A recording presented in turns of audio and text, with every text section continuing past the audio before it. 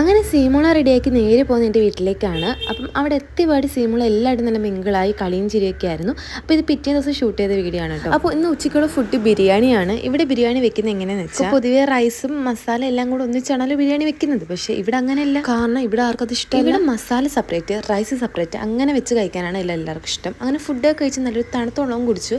അടുക്ക് സിയുടെ കുരുത്തക്കേടാണ് കേട്ടോ ഇതൊക്കെ. അങ്ങനെ ദിയ പതിവ് പോലെ കൊച്ചി ടി വിയിൽ അവൾക്കുള്ള പ്രോഗ്രാം കണ്ടുകൊണ്ടിരിക്കുകയാണ്. അങ്ങനെ ചായ കുടിക്കാൻ ടൈമായി. അപ്പോൾ ഞാൻ ഉണ്ടാക്കിയൊരു കേക്ക് കൊടുത്ത സാധനമാണ് കേട്ടോ.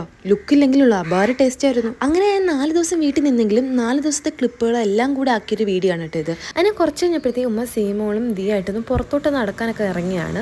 അങ്ങനെ എനിക്ക് ഏറ്റവും ഇഷ്ടപ്പെട്ട 3 ഫ്രെയിമാണിത്. അങ്ങനെ കണ്ണാടി കണ്ട ഞാൻ അപ്പോൾ ഫോട്ടോ എടുക്കും. അങ്ങനെ നമ്മൾ ആകാശത്തിനുള്ള ഭംഗിയൊക്കെ ആസ്വദിക്കാൻ വേണ്ടി ഞാനുമായി ഒന്ന് പുറത്തിറങ്ങി നിന്നപ്പോൾ ഇതാ ആകാശം കാണാൻ നല്ല ഭംഗി. അപ്പോൾ അതൊന്ന് ചെറിയൊരു ക്ലിപ്പൊക്കെ എടുത്തു. അതിനിടയ്ക്ക് സീമോളതാ കണ്ണൊക്കെ ഉരുട്ടി വെച്ചൊരു പേടിപ്പിക്കുന്ന രംഗമുണ്ട് കേട്ടോ. അതാണ് നിങ്ങളിപ്പോൾ കാണുന്നത്.